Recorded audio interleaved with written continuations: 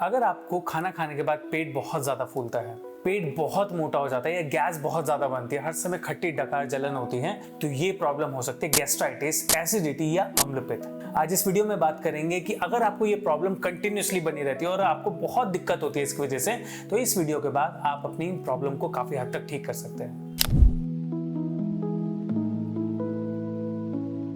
Hello everyone, welcome to Tulsi Ayurveda. I am doctor Ankit Agarwal. आज हम बात करेंगे गैस्ट्राइटिस, एसिडिटी या अम्लपित्त के बारे में। सबसे पहले आप इसको समझेंगे कैसे कि आपको ये प्रॉब्लम है। बहुत कॉमन से सिम्टम है। अगर आप खाना खाने के बाद आपका पेट बहुत टाइट हो जाता है, सांस लेने में भी दिक्कत होती है और हर समय जलन रहती है, आपने बहुत थोड़ा खाना खा रहे हैं फिर भी आपका पेट बहुत फूला हुआ रहता है, बहुत ज़्यादा दिक्कत हो रही है, या आपको मोशन बार बार जाना पड़ता है, खाना खाने के बाद मोशन जाना पड़ता है, खट्टी डकार आती है, मुंह में कड़वापन रहता है, या फिर आपको बहुत डिस्कम्फर्ट होता है, आप लेट नहीं पाते हैं, लेटते हैं तो आपको ऐसा लगता है कि आपको उल्टी आने का मन करता है, नॉजिया होता है, तो ये एक कॉमन से सिम्टम है कि आपको गैस्ट्राइटिस का इशू है। अब ये होता क्यों है? अगर आप बहुत ज़्यादा ऑयली, डीप फ्राइड या हेवी फूड खा रहे हैं, अभी नहीं बहुत पहले अगर आप इस चीज़ को खा रहे हैं तो उसकी वजह से बीमारी होती है। समझना ज़रूरी ये है कि कई बार क्या होता है, कई पेशेंट हमें ये बोलते हैं कि हम तो सिर्फ एक रोटी खाते हैं, हम एक्सरसाइज भी करते हैं, हम टाइमली खाते हैं, बट फिर भी हमारा पेट ठीक नहीं है, हम डाइजेस्ट नहीं कर पाते हैं। बट प्रॉब्लम आज से शुरू नहीं होती। कोई भी बीमारी बनने के लिए उसको टाइम लगता है, वो उसको आपको पीछे देखना होता है। हो सकता है आप 1 साल पहले आपका रूटीन ठीक ना हो, आप सही से खाना ना खाते हो, आपको प्रॉपरली मील नहीं मिल रहा हो। अगर आप स्टूडेंट हैं, आप हॉस्टल में रहते तो आपको प्रॉपर्ली वहाँ खाना नहीं मिल रहा है, आप जब अपने जॉब पर रहते थे तो आप प्रॉपर्ली टाइम से खाना नहीं खा पा रहे हैं, तो बहुत सारे कारण हो सकते हैं जो पहले हैं। धीरे धीरे आपका बॉडी जब आपको सपोर्ट करती है, आप कुछ भी खा रहे हैं, किसी भी टाइम खा रहे हैं, वो सब डाइजेस्ट करने में आपको हेल्प करती है। बट एक टाइम आता है, एक सैचुरेशन फेज आता है जहाँ पे बॉडी अब वीक हो गई, अब आप थोड़ा सा भी खा रहे हैं तो वो डाइजेस्ट नहीं हो रहा है। चाहे आप कितनी एक्सरसाइज करें, कितना आप हल्का खाना खाएं, डाइट फॉलो करें, तो नहीं होता है। दूसरी गलती जो सबसे ज़्यादा लोग करते हैं कि जब उनको पेट उनका प्रॉपरली डाइजेशन नहीं होता, इंडाइजेशन के इश्यूज होते हैं, तो वो रॉ फूड खाना ज़्यादा स्टार्ट करते हैं, वो सैलेड ज़्यादा लेते हैं, फ्रूट ज़्यादा लेते हैं कि वो हेल्दी है। डेफिनेटली वो हेल्दी है, बट आपको ये समझना होगा कि जब आप रॉ फूड लेते हैं, कच्चा खाना खाते हैं, सैलेड लेते हैं, फ्रूट्स लेते हैं, तो वो हैवी होता है डाइजेस्ट करने के लिए, उसको टाइम लगता है।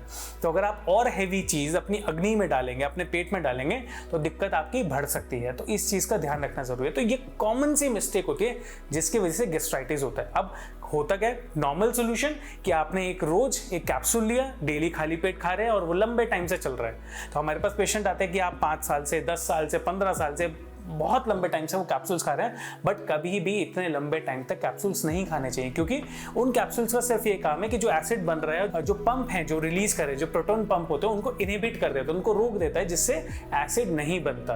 तो एसिड आपकी बॉडी के लिए जरूरी होते हैं प्रॉपर डाइजेशन के लिए, बट बहुत ज्यादा हो वो भी गलत है। तो अगर वो बंद हो जाएगा तो धीरे धीरे आपकी गैस्ट्रिक लाइनिंग इरोड होना स्टार्ट होती है, आपके पेट में अल्सर्स बनने शुरू होते हैं, आपके इंटेस्टाइन में अल्सर्स बनने शुरू होते हैं। तो बहुत लंबे टाइम तक ये नहीं करना चाहिए। सिंपल से चीज आयुर्वेद में ये बताया गया है कि अगर आपको ये प्रॉब्लम है, पहली चीज तो आपको ये कोशिश करनी है कि आपको हल्का खाना शुरू कर। पहले से ही शुरू से हमारे हिंदू धर्म में ये रहा है कि आपको उपवास करने चाहिए, आपको व्रत रखने चाहिए। तो हफ्ते में एक बार एकादशी का व्रत, ये बहुत सारे लोग फॉलो करते हैं। उसका एक्चुअल रीजन ये है कि आप अगर इसको फॉलो करते हैं, जैसे रमजान में आप रोजे रखते हैं, या कोई भी हर रिलीजन में एक ऐसा मेथड होता है जहाँ पे महीने के लिए फास्ट रखे जाते हैं, हफ्ते में एक फास्ट रखे जाते हैं। उसका रीजन सिर्फ ये होता है कि आप अपने पेट को, अपने डाइजेशन को, आपके डाइजेस्टिव फायर को, अग्नि को आप प्रॉपर रख सकें।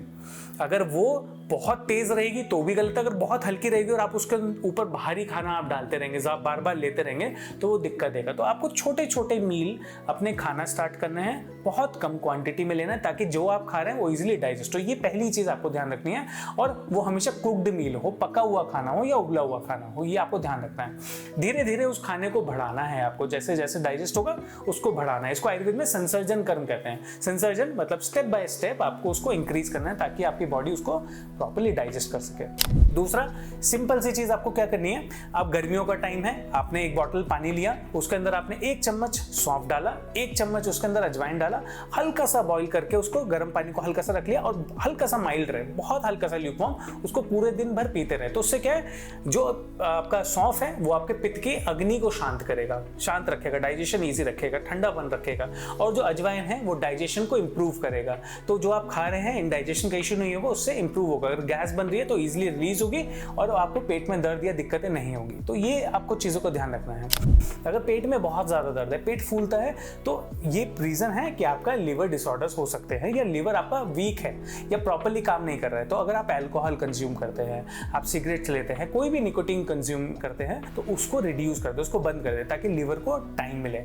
लिवर के लिए सबसे अच्छा फूड क्या है, आप मूली ले सकते हैं, आप चावल ले, चावल के अंदर थोड़ा सा शक्कर ऐड कर दे, उसको आप डेली ले सकते हैं। हल्का सा कोकोनट पाउडर अगर ऐड कर देंगे तो और बेटर हो जाएगा, उसको आप डेली लें। सिरका आप ले सकते हैं, मूली का सिरका आप ले सकते हैं, वो डेली आपके लिए बहुत अच्छा है, उसको आप कंज्यूम कर सकते हैं, सिर्फ उनके लिए जिनको लिवर डिसऑर्डर्स है। पर अगर हाइपर एसिडिटी है तो आपको इसको थोड़ा सा अवॉइड करना होगा, सिरके को।